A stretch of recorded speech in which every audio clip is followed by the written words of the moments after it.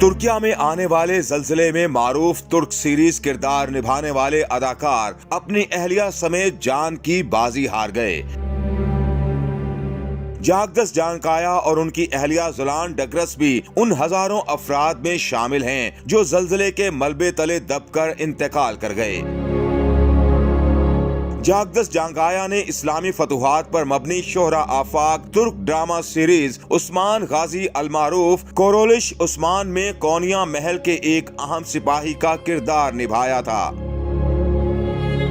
Production company بوزداغ film کی جانب سے انسٹاگرام پر جاگدس اور ان کی موسیقار اہلیہ زولان کی موت کی تصدیق کی گئی ہے۔